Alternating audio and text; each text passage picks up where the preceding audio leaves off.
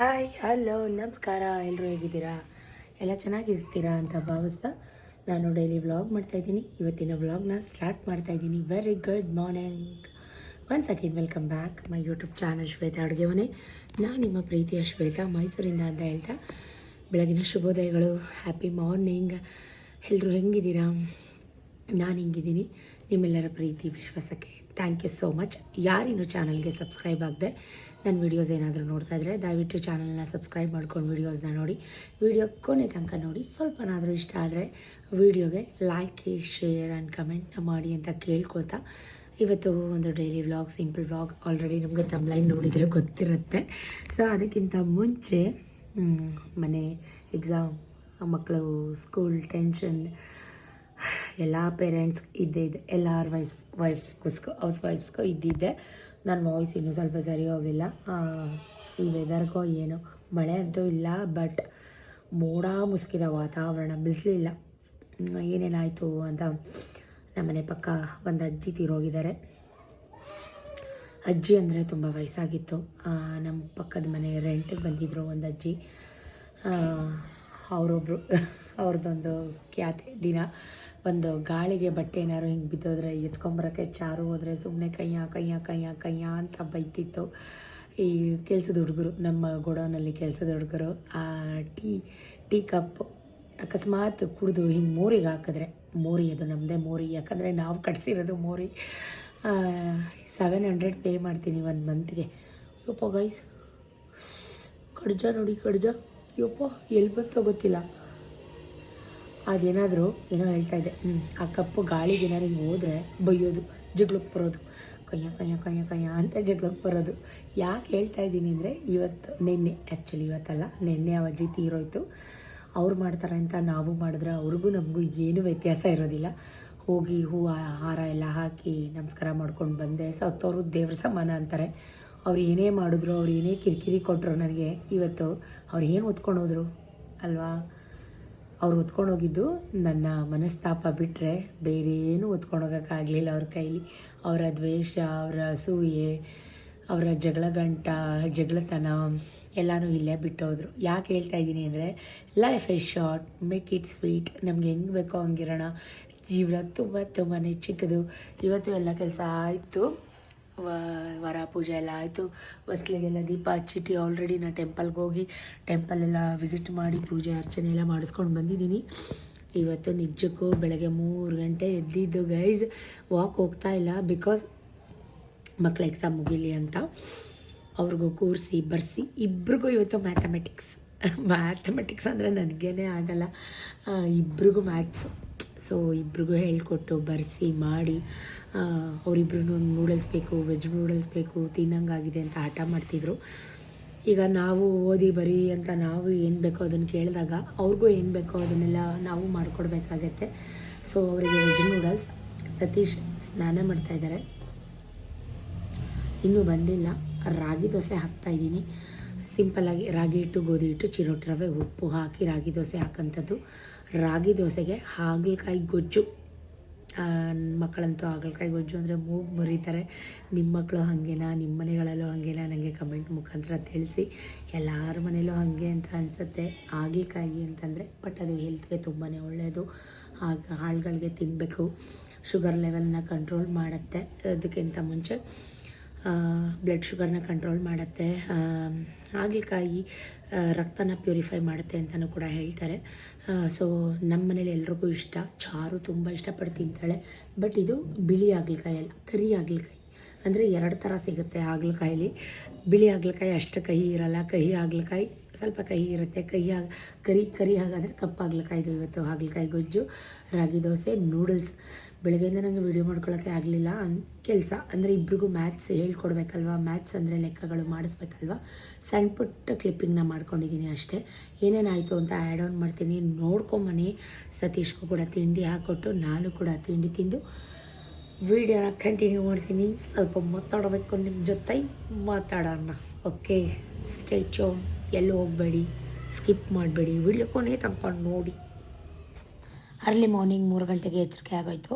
ಬಾಗಿಲು ತೊಳೆದು ರಂಗೋಲಿ ಹಾಕಿ 3:45 ಆ್ಯಕ್ಚುಲಿ ಅದು 5-10 ನಿಮಿಷ ಫಾಸ್ಟ್ ಇದೆ. ವಿಡಿಯೋ ಮಾಡ್ಕೋತಾ ಇದ್ದೀನಿ. ಸುಮಾರು ಜನ ಯಾವ ಗಂಜಿ ಕುಡಿತೀರಾ ಸಿಸ್ ತಿಳಿಸ್ಕೊಡಿ ಅಂತ ಕಮೆಂಟಲ್ಲಿ ಕೇಳ್ತಿದ್ರಿ. ನಾನು ಇದಕ್ಕೆ ಅರ್ಕ, ಸಾಮೆ, ನವಣೆ, ಮಿಲೆಟ್ಸ್ ಅಂತ ಸಿಗುತ್ತೆ, ಅದ್ರ ಸ್ವಲ್ಪ ರಾಗಿ ಹಿಟ್ಟು, ಸ್ವಲ್ಪ ಬಾರ್ಲಕ್ಕಿ ಇದಿಷ್ಟು ಹಾಕಿ ಮಿಲ್ ಮಾಡಿಸ್ಕೊಂಡು ಗಂಜಿ ಮಾಡಿಟ್ಟೆ. ಸ್ವಲ್ಪ ಬಿಸಿ ಆರಲಿ ಅಂತ. ಹಾಳುಗಳಿಗೆ ಕುಡಿದ್ರೆ ತುಂಬಾ ಬೆನಿಫಿಟ್ ಇರುತ್ತೆ. ಈಗ ನೂಡಲ್ಸ್ ಮಾಡೋಣ ಅಂತ 4 ಗಂಟೆಗೆ ಮಾಡಲ್ಲ, ಬೇಯಿಸಿ ಅದು ಸ್ವಲ್ಪ ಆರಬೇಕು, ಸುರಿದಿಟ್ಕೊಂಬಿಡೋಣ, ಸೋರ್ಲಿಟ್ಕೊಂಬಿಡೋಣ ಅಂತ. ಆವಾಗಿನ್ನೂ ಟೈಮ್ ಜಸ್ಟ್ 3:45. ನೂಡಲ್ಸು ಇದು MGR ಬ್ರ್ಯಾಂಡ್ ಅವ್ರದ್ದು ನೂಡಲ್ಸು. ಈ ಕಡೆ ಸ್ವಲ್ಪ ಟೀ ಮಾಡ್ತಾಯಿದ್ದೀನಿ, ಯಾಕಂದರೆ ಈಗ ಮಕ್ಕಳಿಗೆ ಎಕ್ಸಾಮ್ ಟೈಮ್. ಕೂತ್ಕೊಂಡು ಓದಿಸ್ಬೇಕು, ಬರೆಸ್ಬೇಕು. ವಾಕ್ ಹೋಗಲ್ಲ ಇವತ್ತು, ನಮ್ಮದು ಇದು ವಾಕಿಂಗ್ ಟೈಮ್ ಡೈಲಿ. ಬಟ್ ಇವಾಗ ಎಕ್ಸಾಮ್ ಮುಗಿಯೋ ತನಕ ವಾಕ್ ಹೋಗೋದು ಬೇಡ, ಸ್ವಲ್ಪ ಕೂತ್ಕೊಂಡು ಬರ್ಸೋಣ, ಓದಿಸೋಣ ಅಂತ. ಯಾಕಂದರೆ ಸಿಲೆಬಸ್ ತುಂಬಾ ಟಫ್ ಇದೆ ಗೈಸ್. ನಾವು ಓದ್ತಿದ್ದಾಗಿದ್ದು ಸಿಲೆಬಸ್ಗೂ ನಮ್ಮ ಮಕ್ಕಳು ಓದ್ತಾ ಇರುವಾಗಿರೋ ಸಿಲೆಬಸ್ಗೂ ಗಜ್ಜಾಂತರ ವ್ಯತ್ಯಾಸ. ನಾನು ಇದಕ್ಕೆ ಸ್ವಲ್ಪ ಉಪ್ಪು, ಒಂಚೂರು ಎಣ್ಣೆ ಹಾಕಿ ನೀರು ಹಾಕಿ ಬೇಯಿಸ್ಕೊತಾ ಇದ್ದೀನಿ. ಈ ಕಡೆ ಬೆಳಗ್ಗೆನೆ ಟೀ ಕೂಡ ಮಾಡಿದೆ. ನನ್ನ ಮಗ ಮಮ್ಮಿ ನಂಗೊಂಚೂರು ಕೊಡು ಅಂತ ಕೇಳ್ತಾನೆ. ಅವ್ರಿಗೂ ಟೀ ಕೊಡೋಣ ಅಂತ ಹೇಳಿ ಈಗ ನಾನೇನು ಬೇಯಿಸ್ಕೊಂಡೆ ನೂಡಲ್ಸು, ಅದು ಹಿಂಗೆ ಕೈಯಲ್ಲಿ ಹಿಂಗೆ ಅಂದ ತಕ್ಷಣ ಕಟ್ಟಾಗಬೇಕು, ಆಗ ಬೆಂದಿದೆ ಅಂತ. ಇದನ್ನು ಸೋರು ಹಾಕ್ಬಿಟ್ಟು ಮುಚ್ಚಿಟ್ಬಿಡೋಣ ಅಂತ ಹೇಳಿ ಅಷ್ಟರಲ್ಲಿ ನಾವು ಓದಿಸಿ ಬರೆಸಿ ಮಿಕ್ಕಿದ ಕೆಲಸ ಎಲ್ಲ ಮಾಡ್ಕೋಬೋದು. ನೋಡಿ ಇವಾಗ ಕರೆಕ್ಟಾಗಿ 4 ಗಂಟೆ ಆಗಿದೆ. ಇವರಿಬ್ರಿಗೂ ಟೆಸ್ಟ್ ಕೊಟ್ಟಿದ್ದೀನಿ, ಯಾಕಂದರೆ ಇಬ್ರಿಗೂ ಮ್ಯಾಥ್ಸ್ ಎಕ್ಸಾಮ್.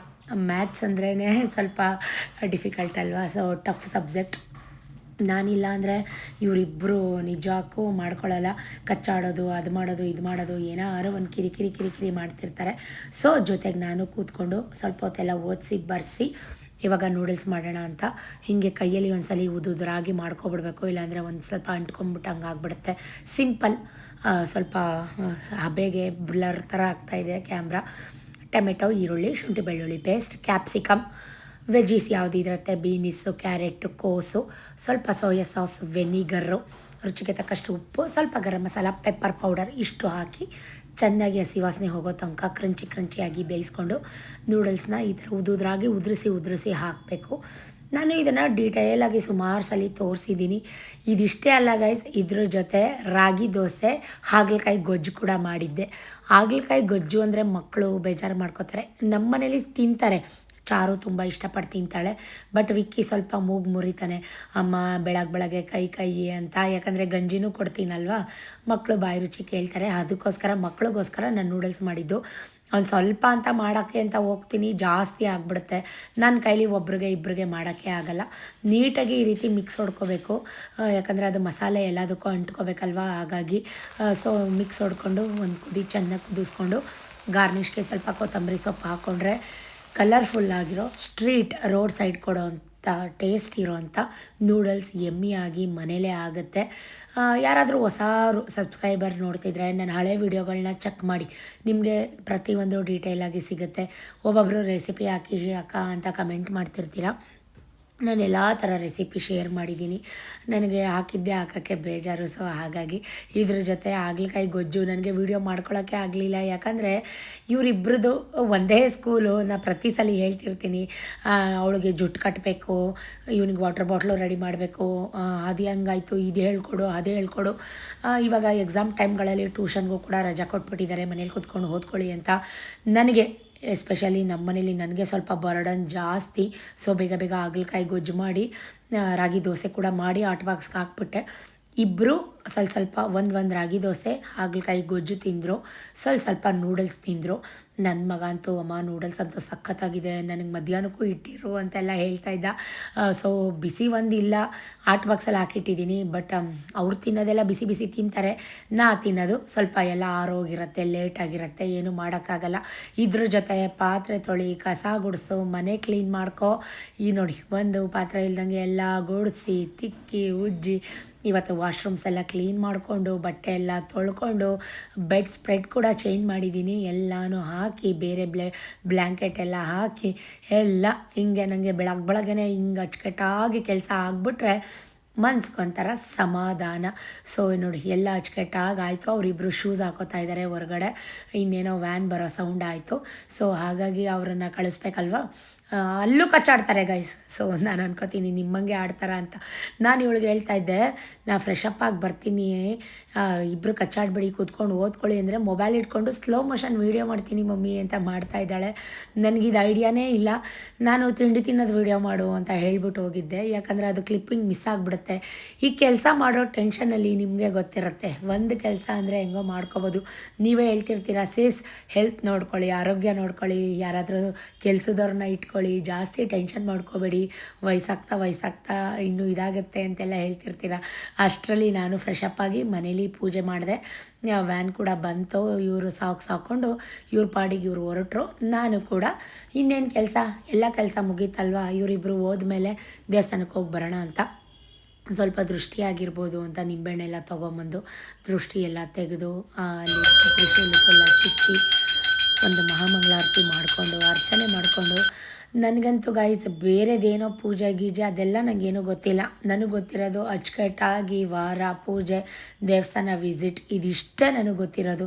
ನನಗೆ ಮಿಕ್ಕಿದ್ದು ನನಗೇನು ಗೊತ್ತಿಲ್ಲ. ಇದಿಷ್ಟು ನಾನು ಬೆಳಗ್ಗೆಯಿಂದ ಏನೇನು ಮಾಡಿದೆ ಅನ್ನೋದನ್ನು ಆ್ಯಡ್ ಮಾಡಿದ್ದೀನಿ. ಸ್ನಾನಕ್ಕೆ ಹೋಗಿದ್ದಾರೆ ಎಂದೆ, ಅವ್ರಿಗೆ ಹೇಳ್ಬಿಡಿ ನವೆಂಬರ್ 4-5 ಅಂತ ಹೇಳ್ಬಿಟ್ಟು ಹೋದರು. ಗೃಹ ಪ್ರವೇಶ ವೈಟ್ ಕೊಬ್ಬರ ಅಂಕಲ್ ಒಂದು ಯಪ್ಪ ಬರ್ತಾರಲ್ಲ, ಅವ್ರ ಹೆಸರೇನು, ಹೋಂಡಾ ಆ್ಯಕ್ಟಿವ್ ಇದರಲ್ಲಿ ಸ್ಪ್ಲೆಂಡರ್ ಪ್ಲಸ್ಸಲ್ಲಿ ಅವ್ರ ಹೆಸರೇನು ಹೇಳಲಿಲ್ಲ. ಮಾತಾಡ್ತೀಯಲ್ಲ ನೀನು, ಅದು ಯಾರಿಗೋ ಲೀಸ್ಟ್ ಕೊಟ್ಬಿಟ್ಟು ನಮಗೆ ಲೀಸ್ಟ್ ಕೊಟ್ಬಿಟ್ಟು ಅದು ಯಾರಿಗೋ ಅಡುಗೆ ಬಡಿಸಿದ್ರು ಅಂತ ಅಂತಿದ್ದೆ. ಯಾರೋ ಗೊತ್ತಿಲ್ಲ ಹೆಸರು ನನಗೆ. ಅವ್ರು ಹಂಗೆ ಅಂದ್ಬಿಟ್ಟು ಹೋದರು.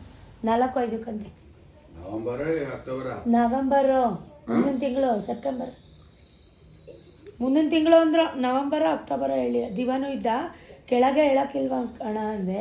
ಅವ್ರಿಗೊಂದ್ಸಲಿ ಹೇಳೋಣ ನೆನಪಿಸೋಣ, ಹೇಳಿದ್ದೀನಿ ಮೆನು ಮಾಡಿದ್ದೀರಾ ಅಂದೆ, ವಾಟ್ಸಪ್ಪಲ್ಲಿ ಕಳಿಸಿ ಅಂದೆ. ಇಲ್ಲ ಅವ್ರಿಗೆ ಹೇಳಿದ್ದೀನಿ ಮೆನು ಇನ್ನೂ ಮಾಡಿಲ್ಲ, ಅವ್ರಿಗೆ ಹೇಳ್ಬಿಡಿ ನೆನಪಿಸಿ ಅಂದ್ಬಿಟ್ಟು ಹೋದರು. ನೋಡಿದ್ರಲ್ಲ ಏನೇನಾಯಿತು ಏನು ಎತ್ತ ಅಂತ. ಸೊ ಸತೀಶು ಕೂಡ ತಿಂಡಿ ತಿಂದು ಹೊರಟರು. ಸೊ ಮಾತಾಡಬೇಕು ನಿಮ್ಗಳ ಜೊತೆ ಎಲ್ಲ ಮಾತಾಡಬೇಕು. ನಿಮ್ಗಳ ಜೊತೆ ಅನ್ನೋದಕ್ಕಿಂತ ಎಸ್ಪೆಷಲಿ ವೀಣಾ ಅನ್ನೋಳಿಗೆ, ಅವಳನ್ನ ನಾನು ಬ್ಲಾಕ್ ಮಾಡಿ ಅವಳನ್ನ ಐಡಿನ ರಿಪೋರ್ಟ್ ಮಾಡೋದು ಅಥವಾ ಅವಳು ಮಾಡೋ ಕಮೆಂಟ್ಸ್ನ ನಾನು ರಿಪೋರ್ಟ್ ಮಾಡೋದು within fraction of A seconds 5 ನಿಮಿಷದ ಕೆಲಸ. ಬಟ್ ನಾನು ಆ ರೀತಿ ಮಾಡಿಲ್ಲ. ಯಾಕಂದರೆ ಅವಳು ಯಾವ್ಯಾವ ರೀತಿ ಮಾತಾಡ್ತಾ ಇದ್ದಾಳೆ, ಅವಳು ಯಾವ್ಯಾವ ರೀತಿ ನನಗೆ ಕಮೆಂಟ್ ಮಾಡ್ತಾ ಇದ್ದಾಳೆ, ನಿಮಗೂ ಕೂಡ ನನ್ನನ್ನು ಪ್ರೀತಿ ಮಾಡೋರಿಗೂ ಕೂಡ ಗೊತ್ತಾಗಲಿ, ಸ್ವಲ್ಪ ಅರ್ಥ ಆಗಲಿ ಅಂತ ಅಂದ್ಬಿಟ್ಟು ಆ ಕಮೆಂಟ್ನ ಹಾಗೇ ಬಿಟ್ಟಿದ್ದೀನಿ ನಾನು. ವೀಡಿಯೋ ಕಟ್ಟಾಗೋಯ್ತು. ವೀಡಿಯೋ ಮಾಡೋರದ್ದು ಸ್ಟ್ರಗಲ್ ಏನು ಅಂತ ವೀಡಿಯೋ ಮಾಡೋರ್ಗೇ ಗೊತ್ತಿರುತ್ತೆ. ಅದು ಸರಿಯಾಗಿ ಫೋಕಸ್ ಆಗ್ತಾಯಿದೆಯಾ ಇಲ್ವಾ, ಕರೆಕ್ಟಾಗಿದೆಯಾ ಪೊಸಿಷನ್ನು ಎಲ್ಲ ನೋಡ್ಕೊಂಡು ಮಾಡಬೇಕಾಗತ್ತೆ. ಕಮೆಂಟ್ ಮಾಡೋರ್ಗೇನೋ ಕೂತ್ಕೊಂಡು 5 ನಿಮಿಷ ಟೈಪ್ ಮಾಡಿಬಿಡ್ತಾರೆ. ಸೊ ಇವ್ರುಗಳೆಲ್ಲ ಯಾವಾಗ ಅರ್ಥ ಮಾಡ್ಕೋತಾರೋ ನನಗಂತೂ ಗೊತ್ತಾಗ್ತಾ ಇಲ್ಲ. ನಾನು ಪ್ರತಿ ಸತಿ ಅದೇ ಹೇಳೋದು, ಏನು ಗೊತ್ತಾ, ಒಬ್ಬರು ದ್ವೇಷನ ಸಂಪಾದನೆ ಮಾಡೋದು ವಿತಿನ್ 5 ನಿಮಿಷದ ಕೆಲಸ. ಒಬ್ಬರು ದ್ವೇಷನ, ಒಬ್ಬರು ಕೋಪಕ್ಕೆ ಪಾತ್ರರಾಗೋದು, ಅದೇ ಒಬ್ಬರು ಪ್ರೀತಿನ, ಒಬ್ಬರು ನಂಬಿಕೆನ ಗಳಿಸೋದು ತುಂಬಾ ಕಷ್ಟ. ಕುಂಬಾರಿಗೆ ಒಂದು ಮಡಕೆ ಮಾಡೋಕ್ಕೆ 1000 ದಿನಗಳನ್ನ ತೊಗೋತಾನೆ. ಅದೇ ದೊಣ್ಣೆಗೆ ಆ ಮಡಕೆನ ಒಡೆದು ನುಚ್ಚುನೂರು ಮಾಡೋಕ್ಕೆ ವಿತಿನ್ ಫ್ರ್ಯಾಕ್ಷನ್ ಆಫ್ ಸೆಕೆಂಡ್ಸ್ 5 ನಿಮಿಷದ ಕೆಲಸ ಅಲ್ವಾ. ಸೊ ಅದಕ್ಕೆ ಹೇಳೋದು, ಕೋಪ ಮನಸ್ಸನ್ನ ನಿಂತ್ಕೊಂಡು ನನಗೆ ಹಿಂಗೆ ಅಂದ್ರಲ್ಲ, ನನಗೆ ಹಿಂಗೆ ಹಾಡಿದ್ರಲ್ಲ, ನನಗೆ ಹಿಂಗೆ ಮನಸ್ಸನ್ನು ನೋಯಿಸಿದ್ರಲ್ಲ, ಹಿಂಗೆ ಚುಚ್ಚು ಮಾತಾಡಿದ್ರಲ್ಲ ಅಂತ ನಾವು ಭಗವಂತನ ಹತ್ರ ಮನಸ್ಸಿಟ್ಟು ಕಣ್ಣಲ್ಲಿ ನೀರು ಹಾಕಿ ಪ್ರಾರ್ಥಿಸಿದ್ರೆ ನೀವುಗಳ ಲೈಫಲ್ಲಿ ಜೀವನದಲ್ಲಿ ಉದ್ಧಾರ ಆಗಲ್ಲ. ಎಲ್ರಿಗೂ ಅಲ್ಲ, ನನಗೆ ಪ್ರೀತಿ ಕೊಡೋರು 1000 ಜನ ಇದ್ದೀರಾ. ಇವ್ರ ಬಗ್ಗೆ ಯಾಕೆ ತಲೆ ಕೆಡಿಸ್ಕೋಬೇಕು, ತಲೆ ಕೆಡಿಸ್ಕೋಬೇಡಿ ಅಂತ ನಿಮ್ಗೆ ಅನಿಸ್ಬೋದು. ತಲೆ ಕೆಡಿಸ್ಕೊಳ್ಳೇಬೇಕಾಗತ್ತೆ ಒಂದ್ಸಲಿ. ಯಾಕಂದರೆ ಅವ್ರು ಮಾಡಿರೋ ಕಮೆಂಟ್ ಹಂಗಿರುತ್ತೆ. ಇಲ್ಲಿ ಆ್ಯಡ್ ಆನ್ ಮಾಡ್ತೀನಿ, ದಯವಿಟ್ಟು ಓದಿ. ನಾನು ಅದನ್ನು ರಿಪೋರ್ಟು ಮಾಡಿಲ್ಲ, ಡಿಲೀಟು ಮಾಡಿಲ್ಲ, ಹಾಗೆ ಬಿಟ್ಟಿದ್ದೀನಿ. ನೀವು ನನ್ನ ಪ್ರೀತಿ ಮಾಡೋರು, ನನಗೆ ಪ್ರೀತಿ ಕೊಡೋರು ಏನಂತ ಅದಕ್ಕೆ ರಿಪ್ಲೈ ಮಾಡ್ತೀರಾ ನೋಡೋಣ. ನೀವು ವ್ಲಾಗಲ್ಲಿ ಚೆನ್ನಾಗಿ ಮಾತಾಡ್ತೀರಾ, ನಿಮ್ಮ ವ್ಲಾಗ್ ಚೆನ್ನಾಗಿರುತ್ತೆ, ಇದು ಅಪ್ರಿಷಿಯೇಷನ್. ಓಕೆ, ಅದೇ ಕಮೆಂಟ್ ಕಂಟಿನ್ಯೂ ಆಗಿದೆ. ನೀವು ಒಂದೊಂದ್ಸಲಿ ಮೆಂಟಲ್ ಆಗಿ ಮಾತಾಡ್ತೀರಾ. ಐ ಥಿಂಕ್ ನಿಮ್ಮ ಮೆಂಟಲ್ ಅಪ್ಸೆಟ್ ಆಗಿದೆ ಅನಿಸುತ್ತೆ. ನೀವು ಒಂದ್ಸಲಿ ಮೆಂಟಲ್ ಕೌನ್ಸಲಿಂಗ್ ತೊಗೊಳ್ಳಿ. ಏನಪ್ಪ ಇದರ ಅರ್ಥ? ನನಗಂತೂ ವೀಣಾ ನಿನಗೆ ಹೇಳ್ತಾ ಇದ್ದೀನಿ ಅಮ್ಮ ತಾಯಿ, I am perfectly all right. ನನ್ನ ಮೆಂಟಲ್ ಕೆಪಾಸಿಟಿ, ನನ್ನ ಮೆಂಟಲ್ ಸ್ಟ್ರೆಂತ್ ಬಗ್ಗೆ ನೀನು ತಲೆ ಕೆಡಿಸ್ಕೋಬೇಡ. ಐ ಥಿಂಕ್ ಮೆಂಟಲ್ ಅಂದರೆ ಹುಚ್ಚರು ಅಂತ. ನಾನು ಹುಚ್ಚಿ ಥರ ಕಾಣಿಸ್ತಾ ಇದ್ದೀನ ನಿನಗೆ? ಯಾವ ಆ್ಯಂಗಲಲ್ಲಾದರೂ ಹುಚ್ಚರು ಅಂದರೆ ಮೈ ಪರ್ಚ್ಕೊಂಡು, ತಲೆ ಕೆರ್ಕೊಂಡು, ಅರ್ಧಗಿರೋ ಬಟ್ಟೆ ಹಾಕ್ಕೊಂಡು, ಕೈಯಲ್ಲಿ ಒಂದು ಬ್ಯಾಗ್ ಹಾಕ್ಕೊಂಡು, ಚಿಂದಿ ಬಟ್ಟೆ ಹಾಕ್ಕೊಂಡು ರೋಡ್ ಹಾಲಿಯವ್ರಿಗೆ ಹುಚ್ಚರು ಮೆಂಟ್ಲು ಅಂತ ಕರೀತಾರೆ, ನನಗೆ ಗೊತ್ತಿರೋಂಗೆ. ನೀನು ಯಾವ ಆ್ಯಂಗಲಲ್ಲಿ ನಾನು ಆ ಥರ ಕಾಣಿಸ್ತಾ ಇದ್ದೀನಿ ತಾಯಿ ವೀಣಾ? ಸ್ವಲ್ಪ ಎಕ್ಸ್ಪ್ಲೈನ್ ಮಾಡು ನನಗೆ. ನಿಂದು ಅತಿ ಆಯಿತು. ನಾನು ಆಲ್ರೆಡಿ ಒಂದೆರಡು ವೀಡಿಯೋದಲ್ಲಿ ನಿನಗೆ ಹೇಳಿದ್ದೀನಿ, ನಿನ್ನ ಕೆಲಸ ನೀನು ನೋಡ್ಕೊಂಡು ನಾನು ಬ್ಲಾಕ್ ಮಾಡೋದು 5 ನಿಮಿಷ. ಬಟ್ ನಾನು ಹಂಗೆ ಮಾಡ್ತಾಯಿಲ್ಲ, ಯಾಕಂದರೆ ನೀನು ಒಂದಿನ ನನ್ನನ್ನು ಅರ್ಥ ಮಾಡ್ಕೋತೀಯ. ನನ್ನನ್ನು ಇಷ್ಟು ಜನ ತಪ್ಪಾಗಿ ಅರ್ಥ ಮಾಡ್ಕೊಂಡಿರೋರು ಇವತ್ತು ನನ್ನನ್ನು ಪ್ರೀತಿ ಮಾಡ್ತಾರೆ, ನನಗೆ ಪ್ರೀತಿ ಕೊಟ್ಟಿದ್ದಾರೆ. ನೀನು ನನ್ನನ್ನು ಪ್ರೀತಿ ಮಾಡ್ತೀಯಾ, ನೀನು ನನ್ನನ್ನು ಅರ್ಥ ಮಾಡ್ಕೋತೀಯಾ ಅಂತ ನಾನು ನಿನ್ನನ್ನು ಬ್ಲಾಕ್ ಮಾಡದೆ ಬಿಟ್ಟಿದ್ದೀನಿ. ಪದೇ ಹಿಂಗೆ ಮನ್ಸು ಮೇಲೆ ಮನ್ಸು. ಮೆಂಟಲ್ ಕೌನ್ಸಲಿಂಗಾ? ನನಗಂಥವ್ರು ಯಾರೂ ಗೊತ್ತಿಲ್ಲ. ನಿನ್ಗೆ ಯಾರಾದರೂ ಪರ್ಸ್ನಲ್ ಆಗಿ ಡಾಕ್ಟರ್ ಗೊತ್ತಿದ್ದರೆ ನನಗೆ ಸಜೆಸ್ಟ್ ಮಾಡು, ಕಮೆಂಟ್ ಮಾಡು. ಅವ್ರ ಫೋನ್ ನಂಬರ್, ಅವ್ರ ಕಾಂಟ್ಯಾಕ್ಟ್ ನಂಬರ್ ನನಗಾಕು. ನಿನಗೆ ಗೊತ್ತಿದ್ರೆ, ನಿನಗೆ ಎಕ್ಸ್ಪೀರಿಯೆನ್ಸ್ ಇದ್ದರೆ. ಐ ಥಿಂಕ್ ನಿನಗದು ಎಕ್ಸ್ಪೀರಿಯೆನ್ಸ್ ಇರುತ್ತೆ, ಕೌನ್ಸಲಿಂಗ್ ತೊಗೊಂಡು ಮೆಂಟಲ್ ಚೆಕ್ ಮಾಡಿಸ್ಕೊಂಡು. ಅದಕ್ಕೆ ನೀನು ಬಂದು ಬೇರೆಯವ್ರಿಗೆ ಹಿಂಗೆ ಮೆಂಟ್ಲು ಕೌನ್ಸಲಿಂಗ್ ತಗೋ ಅಂತೆಲ್ಲ ಕಮೆಂಟ್ ಮಾಡ್ತೀಯ. ಹುಚ್ಚುಚ್ಚಾಗಿ ನಾನು ಯಾವ ವೀಡಿಯೋದಲ್ಲಿ ಆಡಿದ್ದೀನಿ ತಾಯಿ? ಬಟ್ಟೆ ಬಿಚ್ಕೊಂಡು, ಮೈಯೆಲ್ಲ ಪರ್ಚ್ಕೊಂಡು, ಅರ್ಚ್ಕೊಂಡು, ಕಿರ್ಚ್ಕೊಂಡು ಯಾವ ವೀಡಿಯೋ ನೋಡಿದ್ಯಾ? ನಾನು ಹುಚ್ಚುಚ್ಚಾಗಿ ಆಡೋ ವೀಡಿಯೋ ಯಾವ್ದು ನೋಡಿದ್ಯಾ? ನಿನ್ನ ಹತ್ರ ಇದ್ದರೆ ಆ ವಿಡಿಯೋ ಶೇರ್ ಮಾಡು, ನಾನು ಒಂಚೂರು ನೋಡ್ಬಿಟ್ಟು ಕಣ್ಣು ಪಾವನ ಮಾಡ್ಕೊಂಬಿಡ್ತೀನಿ. ಹೆಣ್ಣಿಗೆ ಎಣ್ಣೆ ಶತ್ರು ಅನ್ನೋರನ್ನ ನಿನ್ನಂತೋಳನ್ನ ನೋಡಿನೇ ಮಾಡಿರ್ತಾರೆ ಅನಿಸುತ್ತೆ. ನಿನಗೆ ನಾನು ವಿಡಿಯೋ ನೋಡದೆ ಸುಮ್ಮನೆ ಇರೋಕ್ಕೂ ಆಗಲ್ಲ, ನೋಡಿಲ್ಲ ಅಂದರೆ ತಿಂಡಿ ಜೀರ್ಣನೂ ಆಗಲ್ಲ. ನಾನು ವಿಡಿಯೋ ಬಂದು ನೋಡಬೇಕು, ಏನೋ ಒಂದು ಹೇಳಬೇಕು, ಹೇಳ್ತೀಯ. ಹೇಳೋದನ್ನು ಒಂಚೂರು ಅಚ್ಚುಕಟ್ಟಾಗಿ ಅರ್ಥಬದ್ಧವಾಗಿ ಹೇಳು, ಆಯಿತಾ? ಪಾಸಿಟಿವ್ ಇದ್ದಿದ್ದ ಕಡೆ ನೆಗೆಟಿವು ಇರುತ್ತೆ. ನಾನು ತೊಗೋತೀನಿ, ತೊಗೋಬಾರ್ದು ಅಂತಲ್ಲ. ಈ ಮೆಂಟ್ಲು ಹುಚ್ಚಿ ಅಂದರೆ ನಾನು ತಗೊಳ್ಳಲ್ಲ, ನಾನು ದೊಡ್ಡ ಹುಚ್ಚಿ ಆಗ್ಬಿಡ್ತೀನಿ. ಆಮೇಲೆ ಹುಚ್ಚುಚ್ಚಾಗಿ ಆಡ್ತೀಯ ಅಂದರೆ ಏನು ಅರ್ಥ? ಫ್ರೆಂಡ್ಸ್, ನಿಮ್ಗೇನಾದರೂ ಅರ್ಥ ಆಯಿತಾ? ಇವಳಿಗೇನು ಹೇಳಬೇಕು ಅಂತನಾರು ಹೇಳಿ. ತಲೆ ಕೆಡಿಸ್ಕೊಬೇಡಿ ಅಂತ ನನಗಂತೂ ಹೇಳಕ್ಕೆ ಬರಬೇಡಿ. ನನ್ನ ತಲೆ ಕೆಟ್ಟುಬಿಡುತ್ತೆ ನನಗಿಂಥ ಕಮೆಂಟ್ಗಳನ್ನ ನೋಡಿದ್ರೆ. ನನ್ನ ಸ್ಟ್ರೆಸ್ ಎಷ್ಟಿರುತ್ತೆ, ನನ್ನ ಟೆನ್ಷನ್ ಎಷ್ಟಿರುತ್ತೆ ನನಗೆ ಗೊತ್ತು. ನನ್ನ ಖುಷಿಗೆ ನಾನು ವ್ಲಾಗ್ನ ಮಾಡೋದು, ನಾನು ಶೇರ್ ಮಾಡ್ಕೋಬೇಕು ನಿಮ್ಮ ಹತ್ರ. ನನ್ನ ಸ್ಟ್ರೆಸ್ಸೆಲ್ಲ ನಾನು ಶೇರ್ ಮಾಡ್ಕೋಬೇಕು ಅಂತ ನಾನು ಯೂಟ್ಯೂಬು, ಇನ್ಸ್ಟಾಗ್ರಾಮು ಎಲ್ಲ ಮಾಡೋದು. ಈ ರೀಲ್ಸ್ ಎಲ್ಲ ಮಾಡ್ತಿದ್ದೆ ಖುಷಿಗೋಸ್ಕರ, ಅದಕ್ಕೂ ಸಾವಿರಾರು ಕಮೆಂಟ್ಸ್. ಈ ರೀಲ್ಸೇ ಬೇಡ ಅಂದ್ಬಿಟ್ಟು ನಾನು ರೀಲ್ಸೇ ಅಪ್ಲೋಡ್ ಮಾಡ್ತಾಯಿಲ್ಲ. ನನ್ನ ಖುಷಿಗೋಸ್ಕರ ಅಷ್ಟೇ, ನನ್ನ ಟೈಮ್ ಪಾಸ್ಗೋಸ್ಕರ. ಈಗ ಇಷ್ಟೆಲ್ಲ ಕೆಲಸ ಮಾಡಿರ್ತೀನಲ್ವ, ಸ್ಟ್ರೆಸ್ ಇರುತ್ತೆ, ಯಾರ ಹತ್ರ ಹೇಳ್ಕೊಳ್ಳೋಣ? ಇಲ್ಲಂತೂ ಗೈಸ್, ನಮ್ಮ ಏರಿಯಾದಂಥ ಗೊಜ್ಜೆ ಏರಿಯಾ ಇಡೀ ಕರ್ನಾಟಕದಲ್ಲೇ ಸಿಗಲ್ಲ ಅನಿಸುತ್ತೆ. ಆ ಅಮ್ಮ ಹಿಂಗೆ ಬಟ್ಟೆ ಕಯ್ಯ ಅಂತ ಒಂದು ಬಟ್ಟೆ ಎತ್ಕೊಬರೋಕ್ಕೆ ಹೋದರೆ ಕಯ್ಯ, ಒಂದು ಹುಡುಗರು ಗಾಡಿ ಹಾಕ್ಬಿಟ್ರೆ ಕಯ್ಯ. ಇವತ್ತು ಅವ್ರು ಹೊರಟೋದ್ರು, ಅವರಿಲ್ಲ, ಸೂತ್ಕ. ಅವ್ರನ್ನ ತೊಗೊಂಡೋಗಿ ಸುಟ್ಬಿಟ್ಟು ಬೂದಿ ಮಾಡಿಬಿಟ್ರು. ಅಷ್ಟೇ ಜೀವನ ಗೈಸ್. ಏನು ಹೊತ್ಕೊಂಡು ಹೋಗೋಕೆ ಇವೆಲ್ಲ ಅಲ್ವಾ? ಜೀವನ ನಶ್ವರ. ಕಾಯಕ ನಂಬಬೇಕು, 3 ಹೊತ್ತು ತಿನ್ನಬೇಕು, ಒಳ್ಳೇದು ಮಾಡಬೇಕು, ಒಳ್ಳೇದು ಬಯಸ್ಬೇಕು. ಅದು ಬಿಟ್ಬಿಟ್ಟು ನೀನು ಮೆಂಟ್ಲಂಗೆ ಆಡ್ತೀಯಾ ಅಂದರೆ ಏನು ಅರ್ಥ?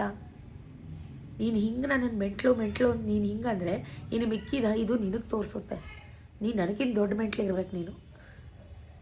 ಯಾವ್ಯಾವ ಬಟ್ಟೆ ಹರ್ಕೊಂಡು ಯಾವ್ಯಾವ ಬೀದಿಯಲ್ಲಿ ಸುತ್ತುತ್ತಾ ಇದೆಯೋ ತಾಯಿ ವೀಣಾ, ಯಾವ್ರವ ನೀನು, ಎಲ್ಲಿದೆಯಾ? ನಾನು ಡೈಲಿ ನೋಡ್ತಿರ್ತೀಯ ವ್ಲಾಗ್ಗಳಲ್ಲಿ, ವೀಡಿಯೋಗಳಲ್ಲಿ. ಬಟ್ ನಾನು ನಿನ್ನನ್ನು ನೋಡಿಲ್ಲ ತಾಯಿ. ನಿನ್ನ ಮುಖ ಹೆಂಗಿದೆ ಅದು ನನಗೆ ಅವೆಲ್ಲ ಏನೂ ಗೊತ್ತಿಲ್ಲ. ನಾನು ಮಾಡ್ತೀನಲ್ಲ ಒಂದಿನ ಕೆಲಸ, ಒಂದಿನ ನಾನು ಇಷ್ಟೆಲ್ಲ ಕೆಲಸ ಮಾಡಿ ಮಕ್ಕಳನ್ನ ನೋಡಿಕೊಂಡು ಅವ್ರಿಗೇನೇನು ಬೇಕು, ಹಸ್ಬೆಂಡ್ಗೆ ಏನು ಬೇಕು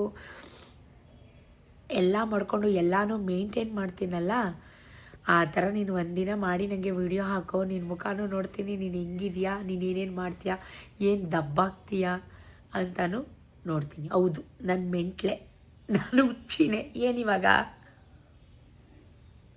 ಡಾಕ್ಟ್ರನ್ನ ಕನ್ಸಲ್ಟ್ ಮಾಡೋಂಥ ಸ್ಟೇಜಿಗೆ ನಾನು ಇನ್ನೂ ಹೋಗಿಲ್ಲ. ಹಂಗೇನಾದ್ರು ಹೋದರೆ ನನಗೆ ಅಡ್ವೈಸ್ ಬೇಕು ಅಂದರೆ ಫಸ್ಟ್ ನಾನು ನಿನ್ನನ್ನೇ ಕಾಂಟ್ಯಾಕ್ಟ್ ಮಾಡ್ತೀನಿ, ಓಕೆನಾ? ಆವಾಗ ನೀನೇನು ಮಾಡಬೇಕು, ನಿನಗೆ ಗೊತ್ತಿರೋ ಮೆಂಟ್ಲು ಡಾಕ್ಟ್ರ್ ಕಾಂಟ್ಯಾಕ್ಟ್ ನಂಬರ್ನ ನನಗೆ ಹಾಕಬೇಕು.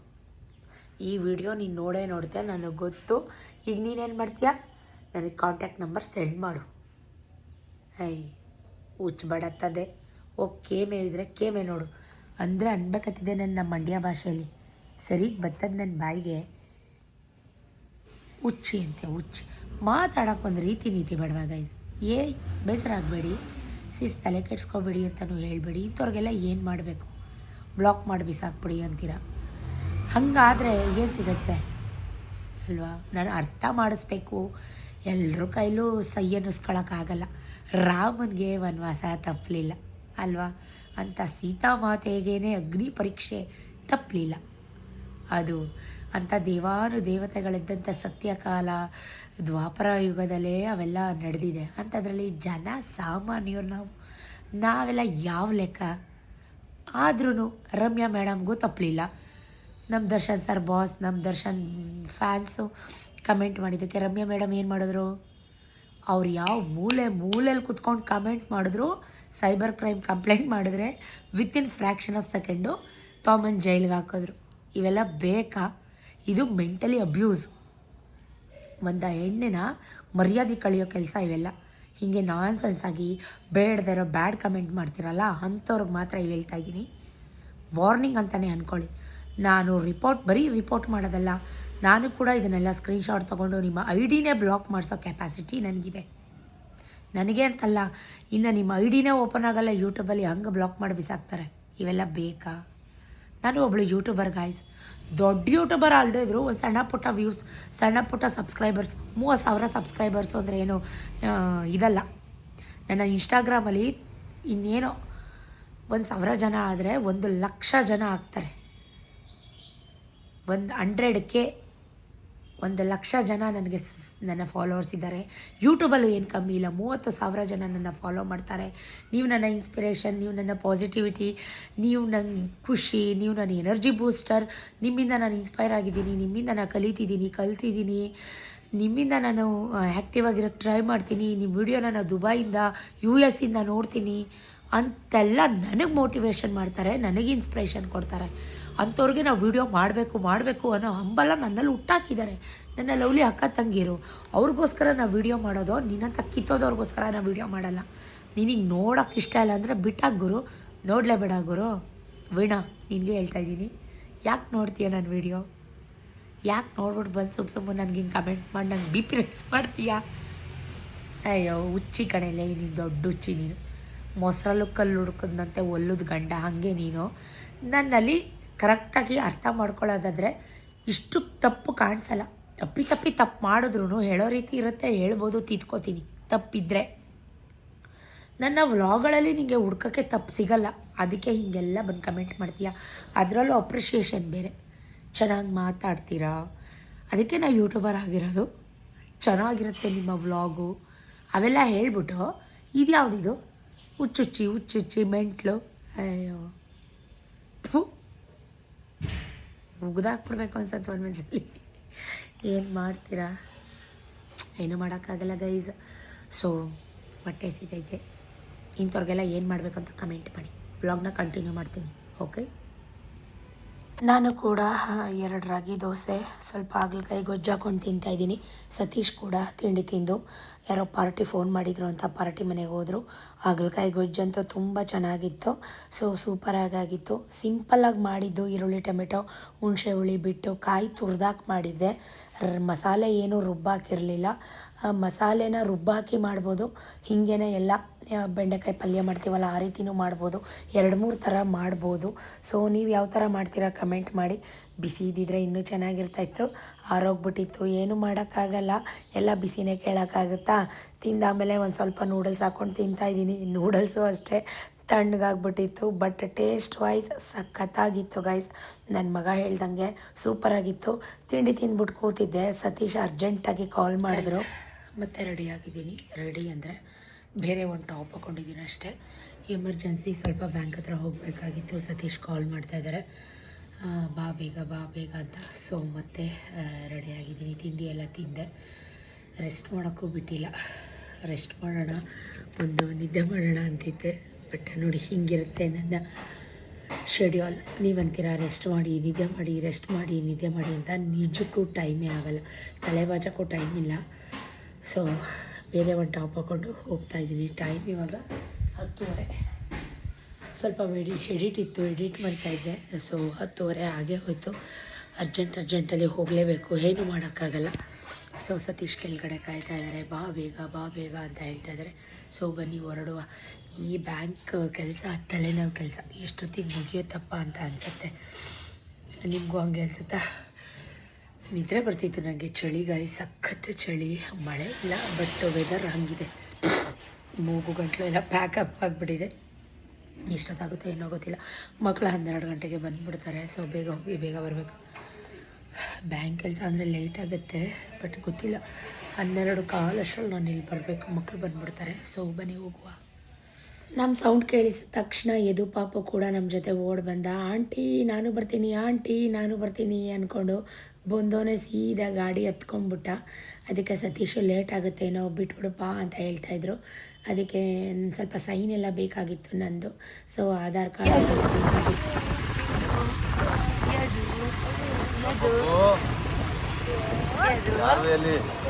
ಬೊಬ್ಬ ಕೈಲಿ ಎಕ್ಸಾಮ್ ವಿಕೇಣ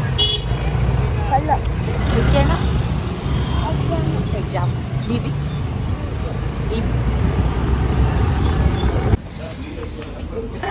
ಬಾ ಕೈ ಕೊಡು ಆಯ್ತು.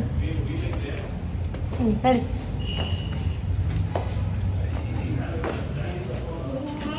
ಆಯ್ತಾ? ಏನು ಬೇಕು? ಬಿಸ್ಕೆಟ್ ಬೇಕಾ? ಕೊಡ್ತೀನಿ. ತಗೋ,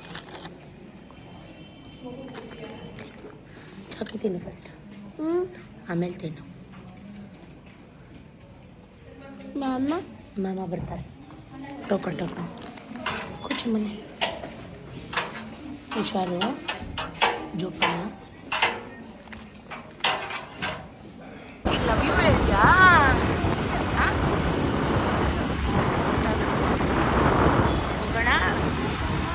ಹೋಗೋಣ, ಮನೆ ಹೋಗೋಣ.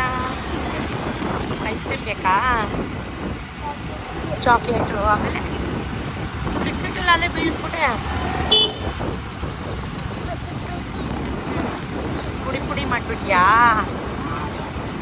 ಪೆದ್ದ ನೀನು. Love you. ಕುಂಕುಮ, ಅರ್ಶಿನ, ಪೆದ್ದ. ಏನು ಬೇಕು? ನೀನು ಬಾ. ಕೋನ್ ಐಸ್ ಕ್ರೀಮ್ ತ 2, ನಂಗೊಂದು. ಹಾಂ, ಐಸ್ ಕ್ರೀಮ್ ಬೇಕಾ?